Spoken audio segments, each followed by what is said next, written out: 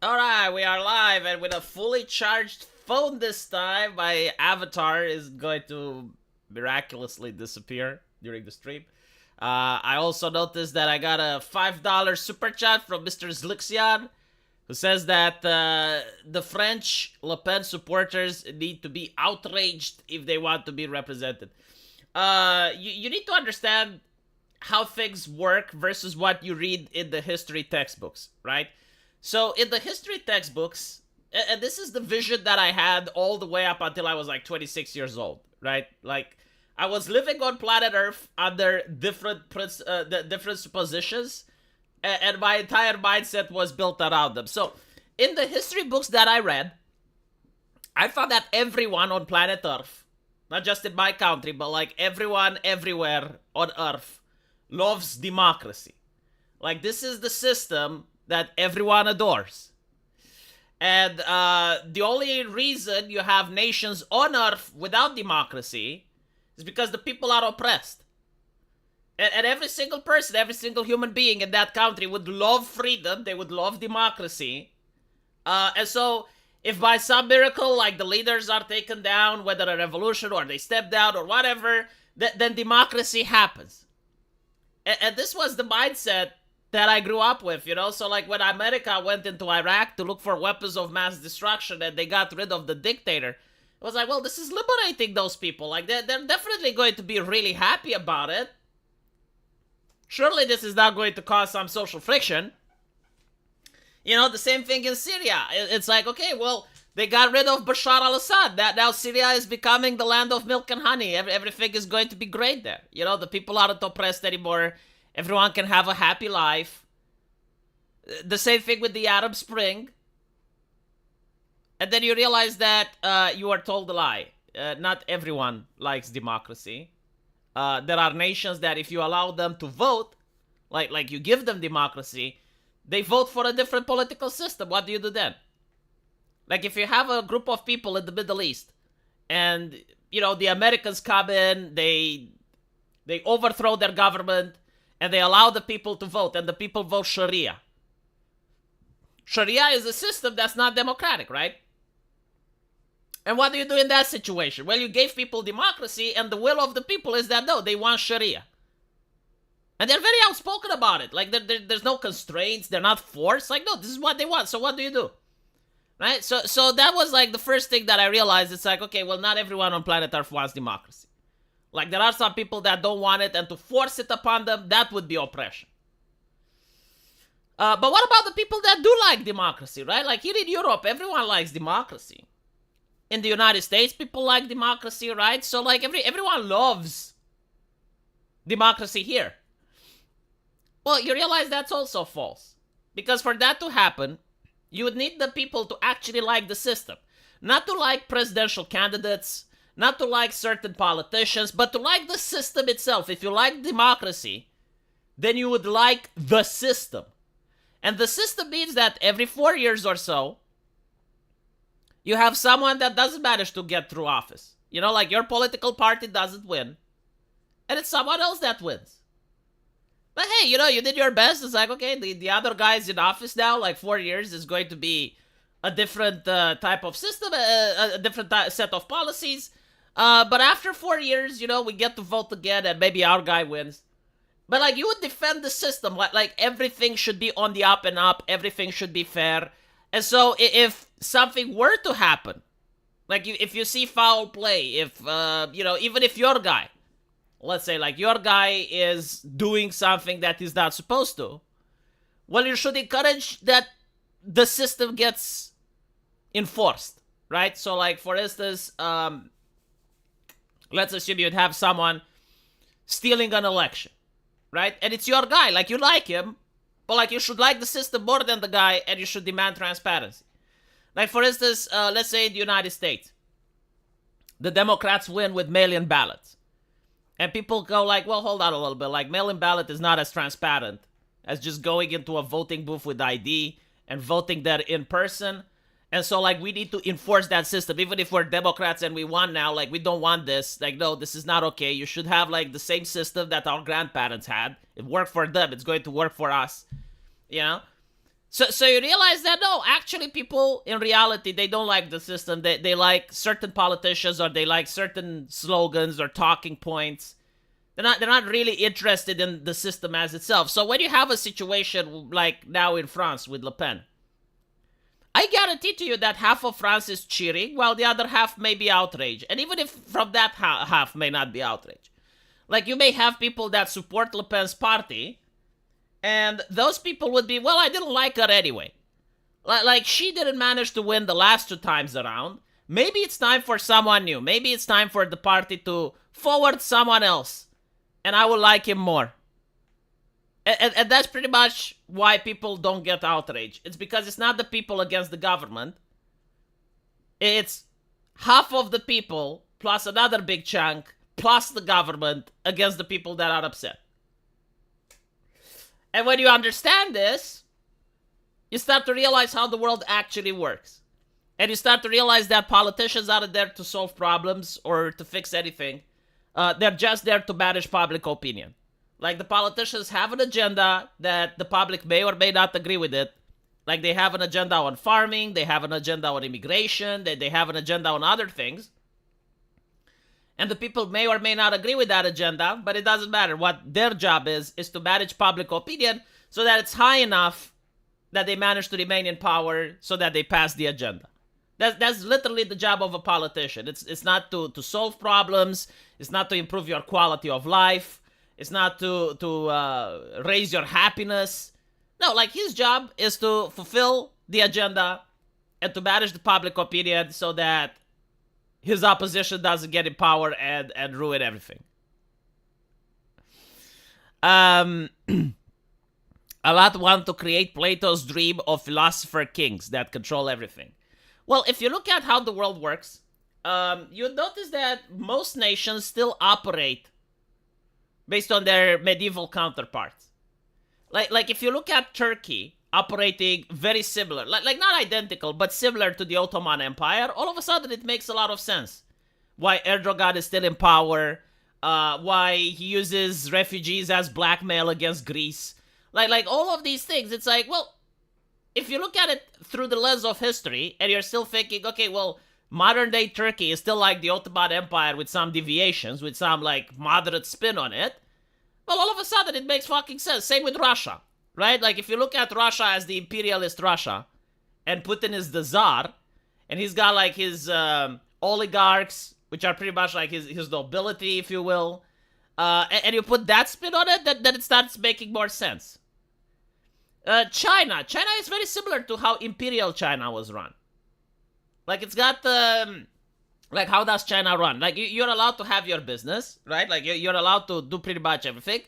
But if you become of a national interest, if you become significant enough that the empire notices you, they send a commissar to you, right? Like, they send an imperial officer to supervise your business.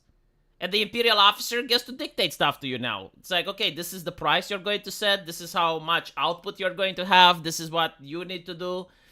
And when you look at it like that, it's like, whoa, it's very similar to how imperial China was. Like, they would send an imperial officer, and they would take control of your business, and they would try to improve the production and stuff. And now they just send like one of their communist commissars, or whatever the fuck they're called, right? And they do literally that. Like, if I was in China, let's say I have a YouTube channel, right? I don't know if China allows YouTube. What do they have there? WeChat or whatever. And I'm an influencer. Like, normally the Chinese government allows me to do whatever I want. Right? It's my channel. I mean, still, I need to operate in the confines of the law.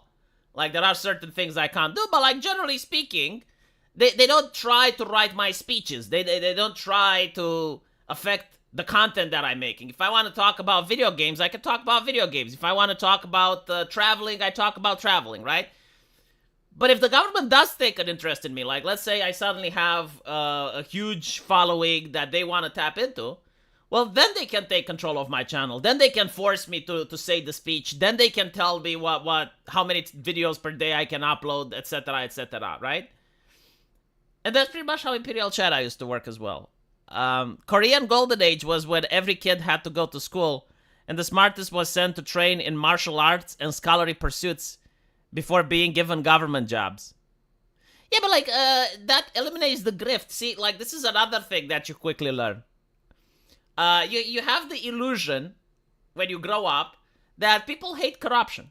That everyone wants a country where, you know, you get the best person for the job, where there's little corruption. That's the illusion that you grow up with. And then you realize that that's not how the world works. The world works in the sense that the people in power, they want to grift. And in order to grift, they have to allow other people grifting. And that's when you get the saying, for my friends, everything, for my enemies, the law. The right person for the job doesn't exist. There's a lot of nepotism. Like, you need to have connections and you need to be good at the job. They're not mutually exclusive, right? Like, the idea that a person that bribes his way into a position is incompetent, that's not always true. Like, you can have a highly competent person that, on top of that, also bribes his way to the position. And that's pretty much the norm rather than the exception. And so, well, it's not necessarily like a Romanian attitude. It's just like noticing things, right? Like being disappointed because that's not how I thought that the world should and does work. I thought that the world works differently. But then you come to grips with reality and you see how things around you are like, and you see all the hypocrisy and the people pretending that it's not like that. But in reality, no, it's just like that. It's identical to that. Citizens should stop tolerating grifting. Yeah, but like, what do you do when the citizens grift as well? And it's not just like that the citizens are tolerating, but like, what can the citizens do? You know, they protest, they do a trucker protest, and then they shut down your bank accounts.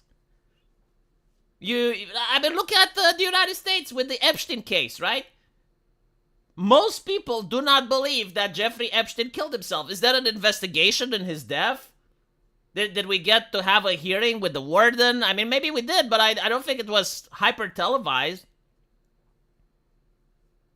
What about like the people that were trafficked? Like this seems to be one of the few cases on Earth where people were accused for trafficking nobody. It seems they trafficked nobody to no one.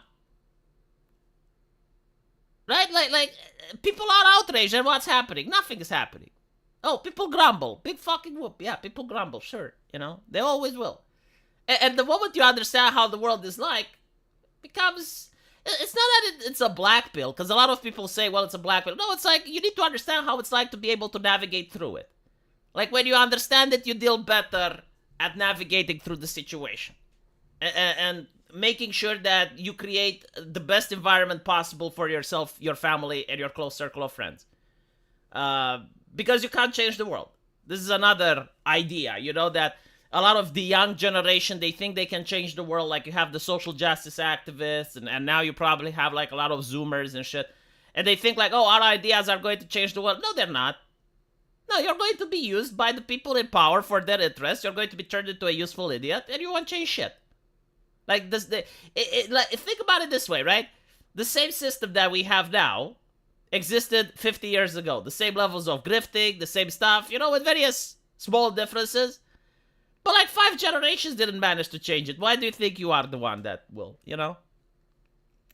Usually what changes the system, historically speaking, happen to be in two things. Number one, war. So like if you have a massive war, then people can't afford to grift. Because people immediately go like, oh shit, like we're fighting against an enemy that has the same capabilities as us. We need to start innovating rapidly, because otherwise the enemy innovates faster than us. And so, like, war actually shakes up the system. It also makes people patriotic. A lot of nonsense doesn't exist anymore. People stop caring. Like no one in Ukraine cares about LGBT issues now, right? Like, things that are superficial in nature, things that are, you know, like first world problems, they just evaporate all of a sudden when you have war. And the second thing that can shake up a nation, besides war, is technological innovations, right? Like if you have a massive destabilizing technological innovation like the internet, you get the Arab Spring. Like up until now, the radios were controlled, the televisions were controlled, the internet is new. The government thinks that the internet is like a toy. They don't really think that it's a serious issue. They think it's a kid's thing.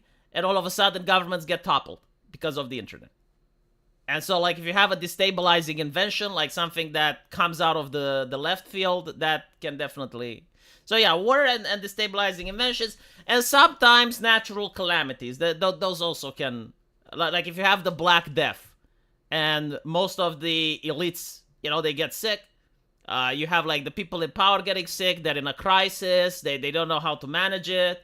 That's the opportunity for certain people to break the rules, right? So like up until then, the church had like a very strong grip on the world, but then a lot of the clergy members, they get sick of the plague, they die, and people start breaking the rules, and then you have the Enlightenment period. Like all of a sudden you have artistic freedom because like the church doesn't have time to crack down on heresy. It's more busy doing the internal struggles. It's more busy allocating resources to areas affected by the plague, to start noticing that now you have people that had too much to think in society, and certain artists producing works of art of such great wonders that they can't justify banning them anymore. I was thinking that the economic collapse could also reset the nation. Sometimes it can, other times it doesn't. Venezuela is an argument where it doesn't. Economic collapse, I would say, like maybe in the case of Javier Milei, but like Javier Milei is kind of like a meme now. However, it will be interesting to see if his effects are actually positive or not. But like, yeah, like Javier Milei is definitely not the type of politician that you'd expect. Like, completely different than the previous one. We'll see. By the way, line goes up doesn't necessarily mean that people are happy, right? Line goes up doesn't necessarily mean that people have more cash in their wallets. Just because the government is not in debt and it's now on the plus doesn't mean that the actual people are going to notice an improvement in their living conditions. So he did a NFT thing. Man, this is another American thinking. I can't share it. I'm not criticizing Americans for having this line of thinking. But I personally can't share it. And the thing is, like, Americans want politicians to be perfect.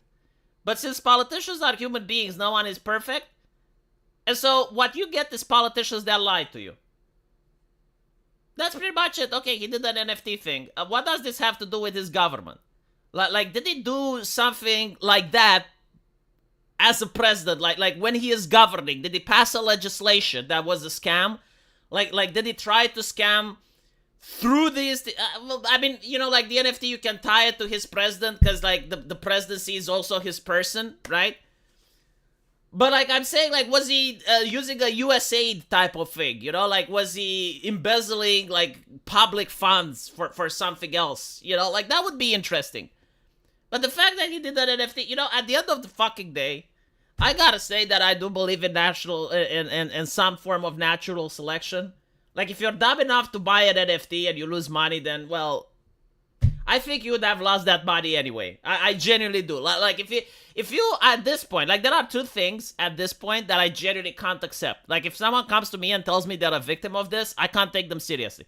Number one is NFT, and the number two is crypto scam.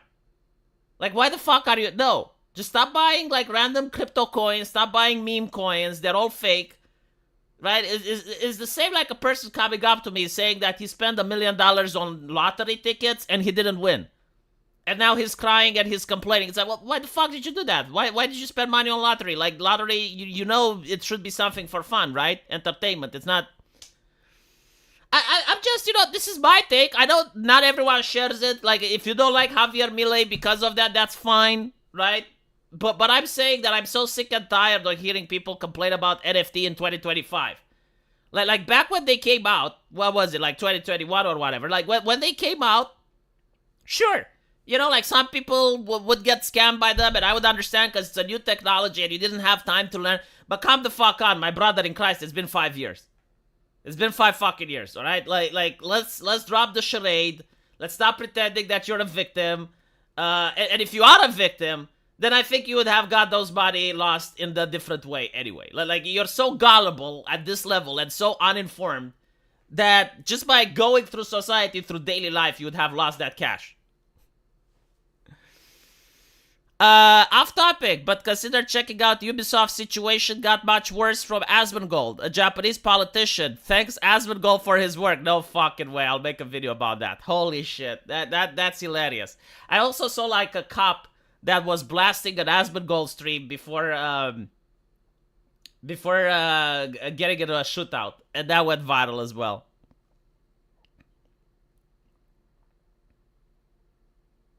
Spend millions on OnlyFans and she didn't marry you is the same thing. That is the fucking best way to explain. Holy shit. Holy shit. Yeah, okay. When I have someone complaining that they fell to a NFT scam, right? It's like Javier Milei and NFT, and someone comes up and they lost money. How is it any different than when you have an OnlyFans girl and you have like a guy that says, well, I spent like $20,000 on her and she still won't date me? Right? Like, it's the same way I personally treat the people in the same way. I'm like, why are you coming to me with this? Go to the cops. I don't fucking care. Like, it's such a non-fucking issue. Like, you placed yourself into that fucking position when you should have known better.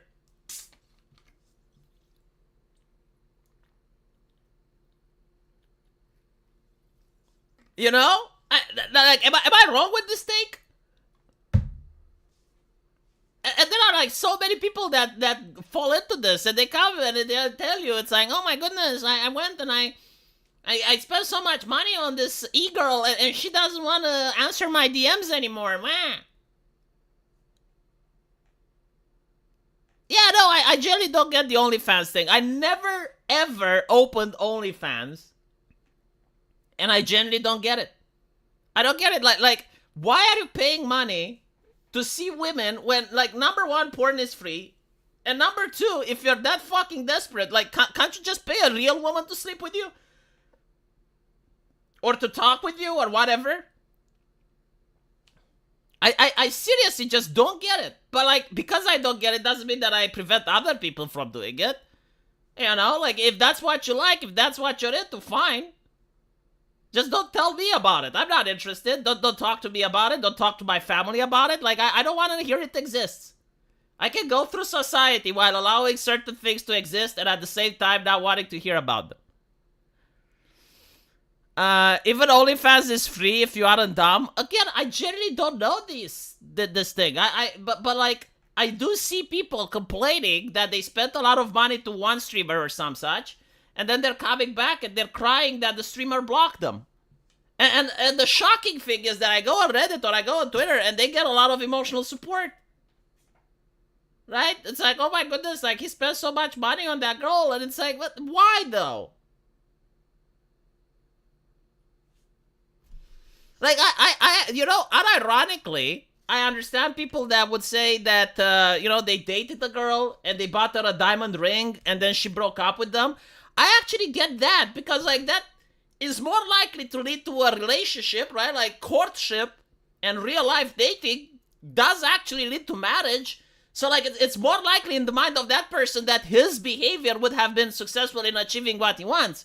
But spending money to an e-girl online, like, let's be honest, 99.9% of the time, she's not going to go out with you.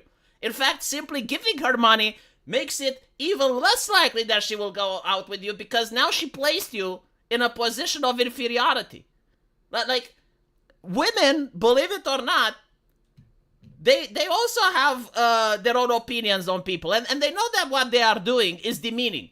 Like, it's not just demeaning for the woman to take some lewd photos of her and put them on the internet, but it's also demeaning for the men that go and pay for that, right?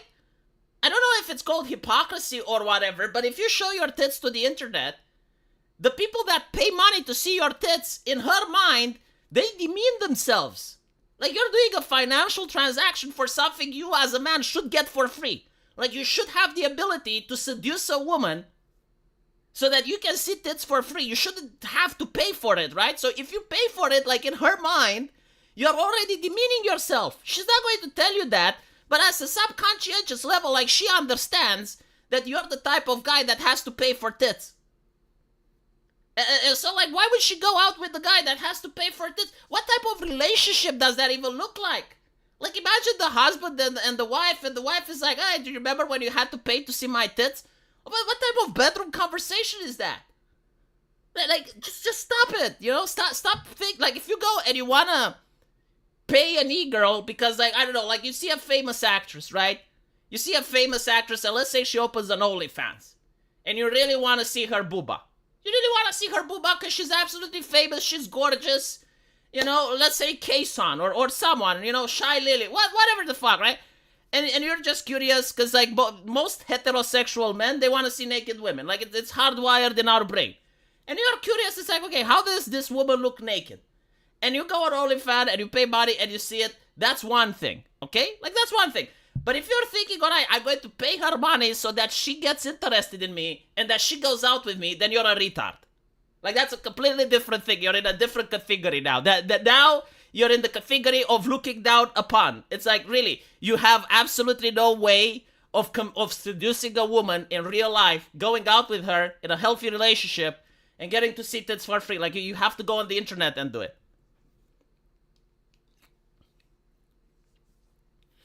The European Union is cringe. France is full of niffers. We'll talk about it in a bit. I usually hold the first 30 minutes talking about other stuff.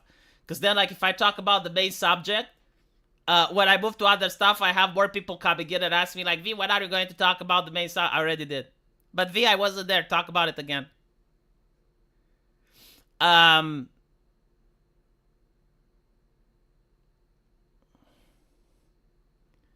Anyway, yeah, the thing with OnlyFans, I gotta say, I'm not interested in it. I'm actually curious, though, if OnlyFans actually gets women off the street. A lot of people want to ban it, but, like, put it in this way, right? Like, a lot of women also prefer going on OnlyFans, taking a couple of nude pictures of themselves rather than go on the street. So I'm curious if you were to ban OnlyFans, if you'd see an actual increase in the number of real prostitution. Like, there should be a nation that bans it just so I can look at the stats. Like that is something I'm curious, because what Thomas Sowell likes to say, and he's absolutely right, in politics, there is no right or wrong decision. It's just trade-off, right? So, like, you're trading one thing to another. And I'm desperately to see what that is. Like, another thing about OnlyFans that actually shocked me, and I didn't expect this to be the case, most of the people there are married. Right? So, like, you think that people who go on OnlyFans are, like, young teenagers or, you know, like, horny people. No. Seem to be married. And there was, like, a person that BTFO'd a lot of women on Twitter. Like, this was absolutely hilarious because you had women complaining about OnlyFans. And there was this chat which said, well, you know, maybe you should consider being more caring about your husband. Because if you as a woman are more nurturing and more sensitive and more caring with your husband, then maybe your husband wouldn't have to go and to look at other women. And that really pissed them off. But when you think about it, it's kind of true, right? Like, I don't feel the need to go on OnlyFans because I have a wife who is actually caring, compassionate with me. Like, that there's no need for me to even be curious in seeing how other naked women look like. And so, yeah, like, that is one of the solutions. Like, you can blame the OnlyFans thing on women as well for not being more careful with their husbands, you know? And that really upset them for some reason on Twitter, right? Like, that really enraged them. I wouldn't say it's the degeneracy of capitalism. Like, again, I think it's human nature. A lot of people like to blame it on the economic system, or maybe the government should stop it. But, like, I can tell you that even under the Soviets, right, where communism banned pornography, you still had brothels and you still had women that were called women of low moral fiber. You know, like, these things always exist. Like, in a maximum security prison where pornography is contraband, porn still exists. And so, I don't know. Like, a lot of people like to blame it on something as an easy fix. Some problems don't have an easy fix.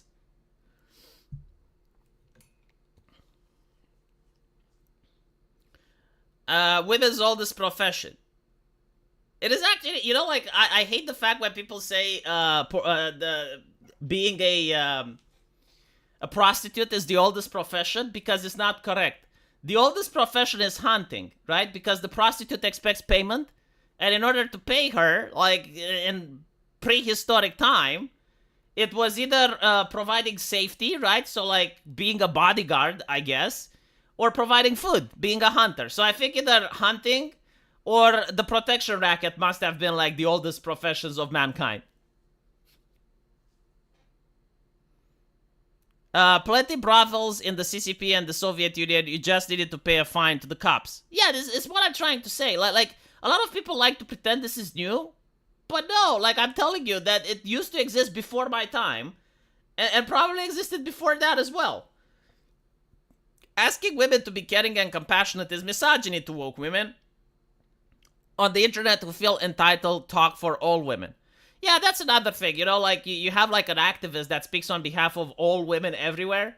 And I know that's bullshit because like I as a man can't speak on behalf of all men everywhere.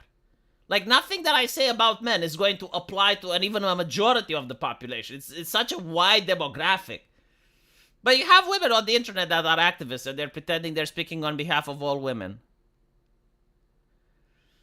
I have known a lot of women who were on the street. They were in prison because they were addicted and robbed, and so robbed people. I suppose there might be fewer women can OnlyFans who have that problem. I don't know, man. I generally don't know. Like, the only thing that I know is that I will do my best to make sure that none of my family goes on OnlyFans. And that's pretty much it, right? And if I do that, I consider mission accomplished. Like, there's always going to be certain harms that society offers, certain vices, you know? A lot of people focus on porn now, but like gambling is another one. Like gambling can actually ruin households. I know marriages that were ruined because of gambling. Alcohol, right? It's one thing when you drink a little bit. It's another thing when you're drinking until your liver gets cirrhosis and you're wasting all the money on booze and your mind is being influenced by alcohol. Like there's a lot of problems in society and we won't be able to get rid of most of them. And so, like, the solution, instead of freaking out about the fact that the problem exists, that the temptation is out there, the solution is to educate your kids, to be a good parent, and do your best. And you're not going to be 100% successful. Like, this is not a 100% success rate, right? But it increases your odds at pulling at the gotcha. I keep saying, you know, like, having kids is like pulling a gotcha. At one point, you get the rare, you get an SSR, but you also get the dipshits. And the dipshits, like, you can do the best job as a parent as possible. And then the kid manages to go out. He hangs around with a nefarious crowd, with a bad group of people. And he takes from that. Or you know, maybe your kid is just dumb. You know, maybe he's dull and he does something without realizing that it's bad. And then he gets into trouble. Like, sticks a chewing gum on a Tesla. Causes $4,000. Now it's a felony. You know, like... Your parenting was spot on, but like if your kid is mental, fuck can you do? You know, just insert another coin, do another one, and that's that.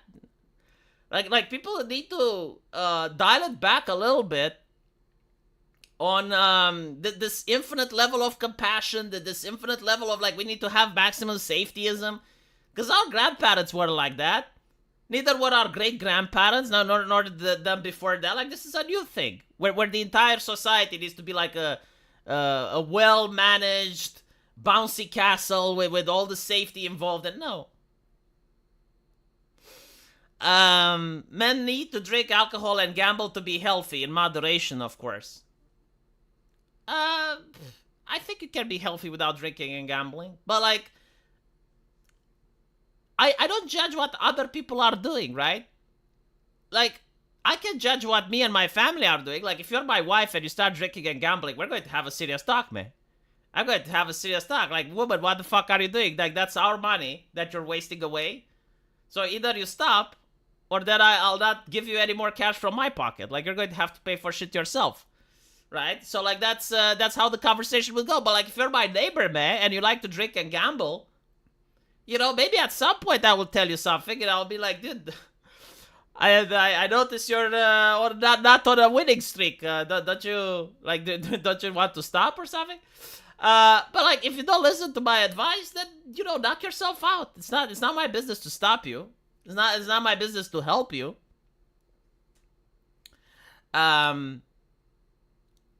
If you need to be educated, not to put something shiny in your mouth, you're a talking bird. See, you say that, but then you have a kid and you realize that kids are almost trying. Like I swear to fucking God, they're trying to self-delete constantly. Like anything that they find which is shiny, they put in their mouth. Like my kid yesterday almost fell off the stairs. And it was like a moment of, I went to the bathroom for like 10 seconds, and when I come back, I noticed that he managed to open the gate and go down the stairs. It's like I was so lucky that I caught him in time. But like they keep doing these things, you know, and it's constant. It's constant, like just like a couple of seconds when you're not in the room, like a couple of seconds where they're unsupervised. And so no, I don't think like it's something about being dull. Like it's something that I guess like evolutionary, like human nature. Like kids are meant to be supervised all the fucking time until they grow up. And you hear cases, you know, you hear cases from other parents. It's like, oh, my kid went into the bathroom and then he found some pills. Like, he found the sleeping pills and started eating them thinking it's candy and shit. And you're like, Jesus fucking Christ, you know, like, you hear these horror stories and then you're like going around the house finding all the medicine and putting it in high places so your kid can't reach, you know? Kids are meant to listen to warnings or get eaten by snakes. I also think it's like, again, it's a numbers game. You know, you have 10 kids and 3 of them will be eaten by snakes, but you hope that the other 7 will be fine. I fell into a pond as a little kid because I was watching fishes and scared my parents. Yeah, same with me. And now that I'm thinking about it, like, there was no reason for me to be so close to the water. Like, there was no reason for me to... But like, I did it, and then I fell in, and I was lucky that my parents managed to save me because, like, I realized that I was with my mom and my aunt, and none of them could swim. But, like, luckily, I didn't fall very far, and I didn't panic, so I didn't struggle too much. But, like, you get these things, you know, and all kids have them. Like, you need to be very, very careful as a parent. This is Darwin at work. Yeah, like, we used to say that, didn't we, in the 90s? Like, we used to say, well, you know, they got the Darwin award because they did something monumentally stupid. Now it's like, no. Like, we need more safetyism. We need to make sure that everything is walled off. We need to make sure that everyone's life is uprooted, that everyone changes everything they do in order to make sure that people are safe. And the thing is, like, the paradox of it is that you're doing that and people still aren't safe. Anyway, right. Let's talk a little bit about Le Pen. Le Pen. So, this is happening in France, right? Viva la France. And a lot of people are pointing out, well, isn't this happening across the world now? Like, you see in the United States, Donald Trump is about to win. All of a sudden, he's getting legal issues after legal issues. He's getting an assassination attempt. Like, right? Matteo Salvini is getting investigated. Romania. All of a sudden, they're investigating the guy. They're investigating his supporters. AFD. The AFD. They wanted to ban the AFD. Now you have France, Le Pen. And you know, I understand. It's like, okay, well, the wheels of justice are turning. But why is it never a leftist? Like, are they all decent people? Like, is that what's happening? Like, literally all of them? Every single one? Like, all the leftists, they just don't grift. Not a single one grift. It's only right-wingers that grift? I mean, maybe, but it's going to be a hard sell to give it to the public. Right? Like, it's really difficult to persuade the public that literally a couple of weeks before elections, the investigation started. Like, you couldn't have investigated her in all these years. And she is the only one that does this? Because we're going to talk about what she's actually accused of. Because the headlines is one thing, but, like, when you read the article is another. And so you're going to wonder, well, it seems that there used to be a saying in the Soviet Union, and hopefully it doesn't apply here, but the saying was, for my friends, everything, for my enemies, the law. Because that's another way you can abuse the system, right? Like one of the ways to abuse it is to have unjust legislation. Or to make stuff up. That's one of the ways you can abuse it. The other way you can abuse it is to only enforce the law selectively. A system that enforces the law selectively, where some people are managing to break it, and it's fine, while other people who break it, they get punished, is not a fair system.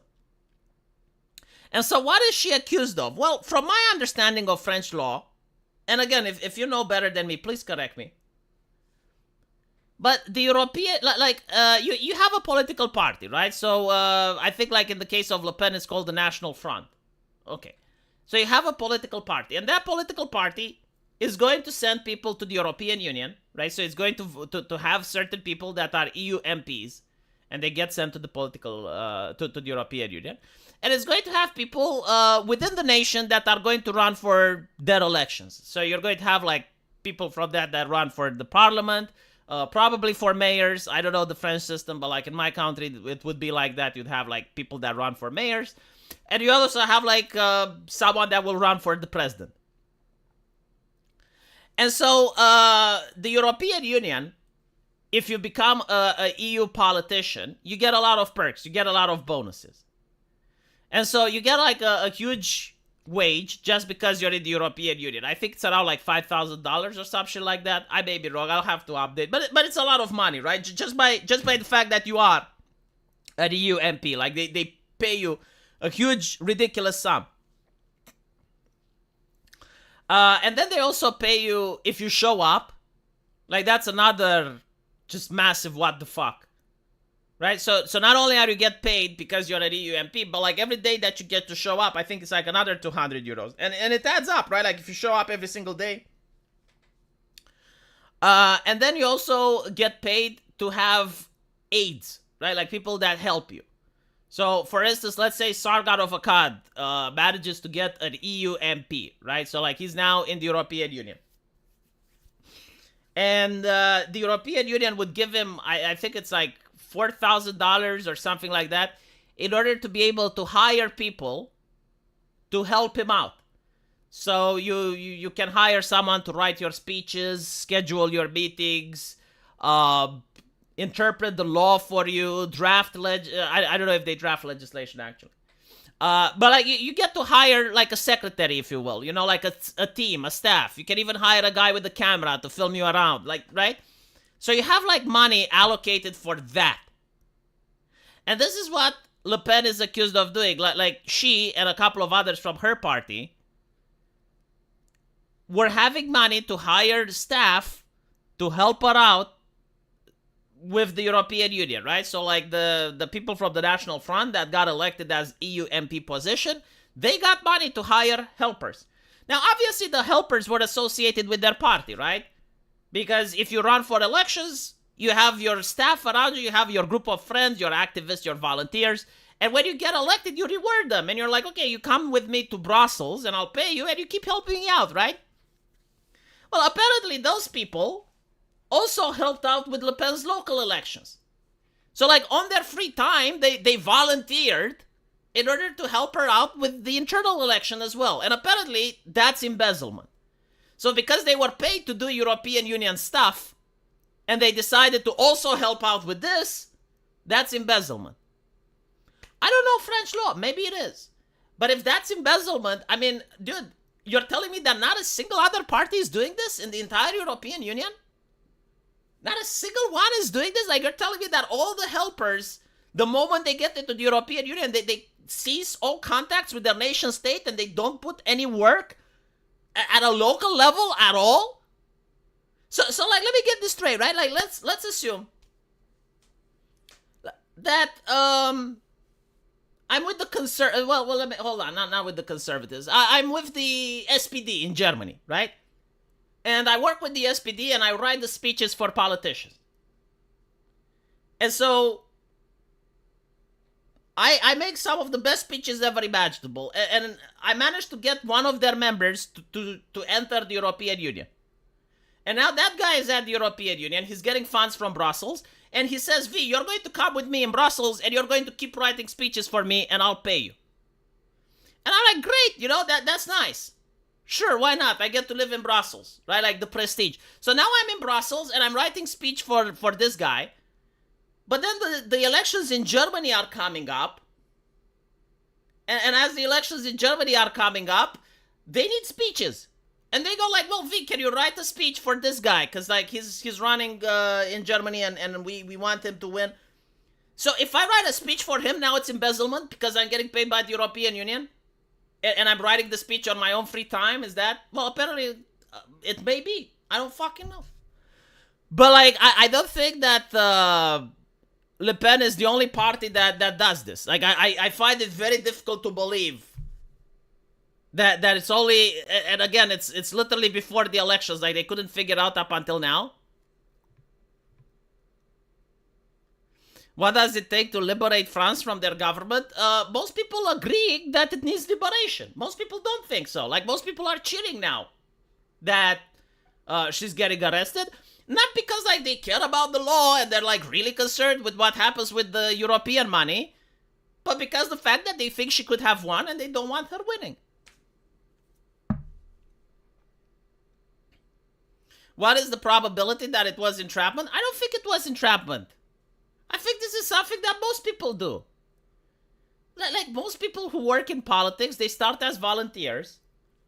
And it just because you're working at the European Union for a politician doesn't mean you stop writing speeches or you stop, like wanting to do volunteer work for your country. But apparently, right, like if you're working on the pay dime of the European Union, well, at least in France, I don't know in other places, but it seems that, yeah, you're not allowed to do extracurricular activity, do any type of other work for other politicians.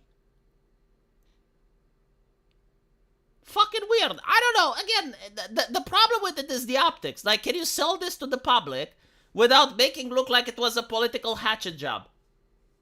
Can you convince the public that you're genuinely concerned about the EU money and you're not concerned about her running? That's the question that they'll have to face.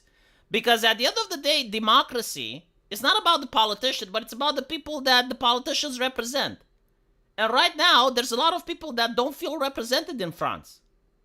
Like, if you have people that don't like Macron, and they're like, okay, well, we're going to vote for the opposition, but then the opposition isn't there, because you're not allowing them to run, like, what happens?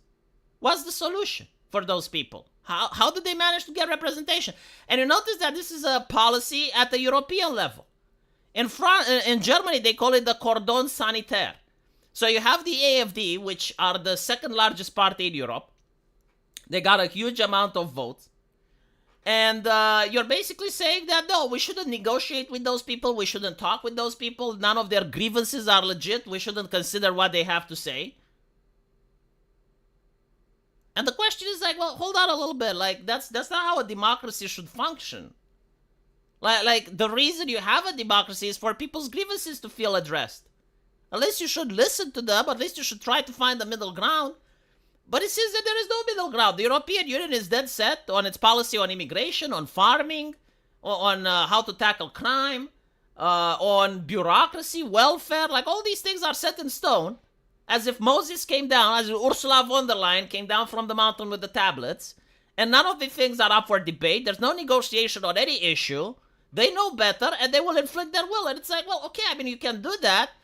But why even have elections at this point, right? Like, isn't the system working fine as it is now?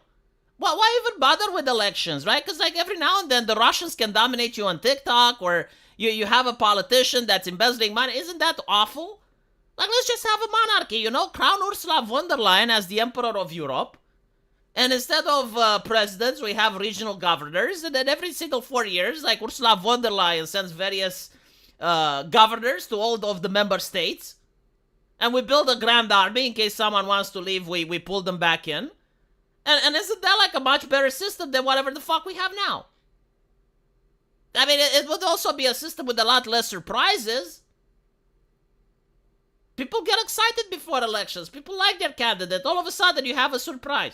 Wouldn't it be better without surprises? At the end of the day, it seems that most people, like at least half the people, doesn't matter what they say or want. Right? Just fucking put a crown on top of her head. We got like I mean, it would even sound better, the European Empire. Like, that would actually sound a lot fucking better. Ironically, I would be proud of that, And maybe we can get a flag that looks fucking better. Put a fucking eagle on it. What the Americans have, right? Like the Liberty Eagle. The Romans had it as well, right? I put a fucking eagle on it. Make some pretty colors so that at least if I get to sit in a trench, I get to look at something that looks more presentable than that blue shit with yellow stars. It looks like fucking bland, like a geometrical thing. Like, no, like, they just put an eagle on it, right? Put some pretty colors. I mean, we're fucking Europe, right? Like, we got a lot of cool flags. Put a symbol Put a machine gun on it or some shit. I don't fucking know. There's a Muslim flag that has a sword, right?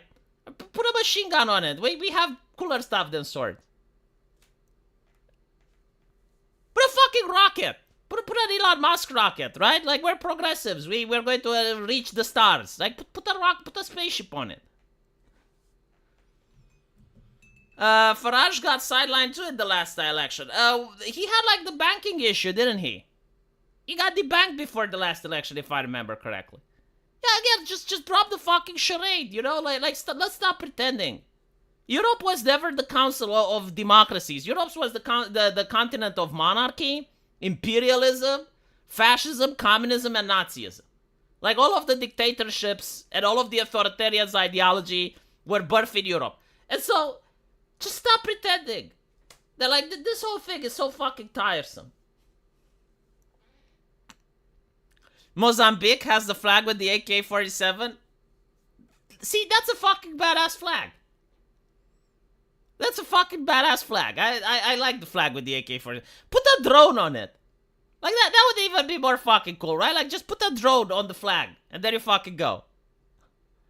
People get the government they tolerate. Well, it's kind of... Again, you know, like, this is a saying where it's kind of implied that most people don't like the status quo, but, like, to your shock, there are many people that genuinely like the system. Like, I know this is shocking, but there are people who unironically like Macron. Like, there are people that unironically like what's happening. And so you say they deserve the government that they tolerate. They want it. It's not they tolerate it. They crave it. They like it. And so, you know, like, the saying doesn't really apply. Because it's not just the government that's thinking like this. It's also a big chunk of the population that's on the side of the government. And then you look at the technology that the governments have today, and you can see what's happening in Canada. You know, people peacefully protest, they do a trucker strike, and all of a sudden their bank accounts get seized. You know, that they can check what you're saying on social media, and they can, I mean, this is what China does. Like every time there's a protest in China, they allow the protest to go just fine. You know, they don't have to call people with the clubs and stuff. Like, they don't have to pepper spray. Sometimes they do, but it's not required. They just find out, like, who the leaders of the protest are, and they arrest them in the middle of the night.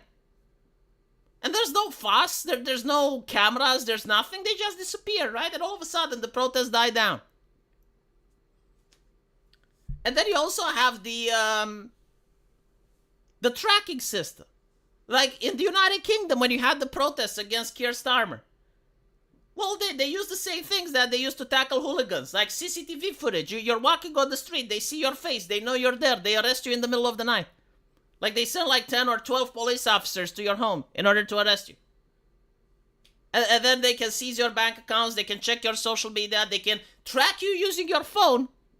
Right? Like, if you have your phone with you, they know exactly where you went, what you did. And so, like, the technology is at such a level where simply, you know, like, people are protesting. Yeah, well, they get cracked down.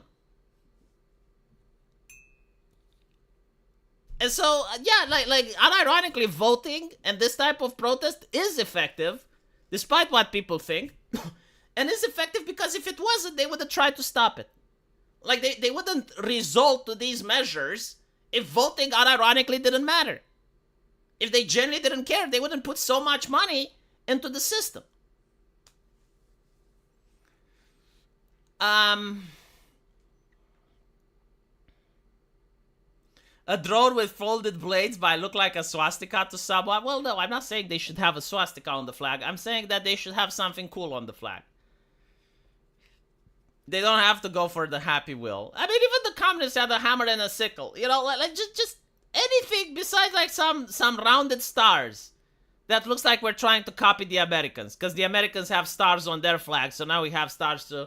And it's just like this sea of blue, this uniformity. Everyone is the same. Everyone is no, like just have a symbol. Just have a fucking drone, a spaceship, a javelin launcher, a tank. That would be fucking cool, wouldn't it? Like the European Empire, and on the flag you have a tank. Do we have tanks? We got Leopards, right? Like we got Leopard, right? That's a tank. You can't put an Abrams on it. Even though the Abrams looks more impressive, not gonna lie. I don't know why. Like, the design is more impressive. A coat of arms? Meh. That would mean that Ursula von der Leyen gets to issue coat of arms now. That would be interesting. Have a cross in Europe? Are you fucking insane? Moldova has one. Well, they need to have one so that they can be differentiated from us. An Aquila with 2 heads. Now you're talking. Now we're doing business. Anyway, right. So that's the thing that happened in France. Can Le Pen still run? Probably. Very unlikely. She can appeal. They say that she can't run for the next 5 years, I think. But, and by the way, 5 years, so she can't run at the next elections either. And by then, like, how old will she be, right? I think that's what they're hoping for. She can appeal. The problem with the appeal is that it would have to be solved literally before the next elections.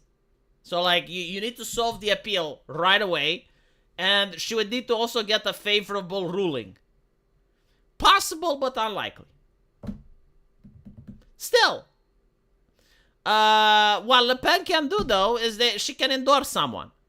Right? So, like, she can endorse someone from her party and run with that person. But, they also arrested, I think, like 12 other people from her party. So, it's to make it so that she can't vet the person in time, right? Because, like, when you vet the person, you need to make sure that there's not going to be any scandals that pop up about them. And you also need to make sure that the person is going to be loyal to the cause, right? Like, every political party has a mandate, right? Like, it has, like, electoral promises and an ideology. And you need to make sure that person is not going to either be intimidated or take a bribe so that they don't follow the mandate. So that, right? Because that happened in politics. Like, you would have, in Romania, it happened with, there was a guy named Dragnea. He actually gave a couple of interviews, and he explained the same thing happening to him. And so, the people that he would nominate would, follow the government program that he would set up and agree with them. It's like, okay, I'll nominate you, but this is the government program. This is what you need to do. This is what we're expecting. And then they would be nominated, and either they would be intimidated or bought off, and then they would stop following the program. And so, this is what Le Pen is going to have to do. She's going to have to find someone that she can vet so that they don't have any type of scandal that pops up before the election. And they will also need to be loyal to the cause and not just be a rhino, Republican in name only in the United States equivalent. She already has a successor? Okay, well, there you can go. Is the successor arrested, or is he popular? That's another question, right? Zemmour, I don't think is from her party. I think Zemmour is different. It's not like the nation doesn't have nationalistic people. It's more like when you run for office, you need to start a campaign and you need to schedule it in advance. And in the campaign, you have specific donors, and you may have people that donate because they like you as a person, not because of your policy. And you have to start traveling and push your image. It's going to be very difficult, right, to start campaigning now after such an event, which is pretty much why the event, why people think that the event happened. It's quite popular. Okay, we'll see. The trans flag with the rocket launcher. No, like the drone that drops bombs with the BLM flag. But that's an American thing, so it's not something we can take because of intellectual property.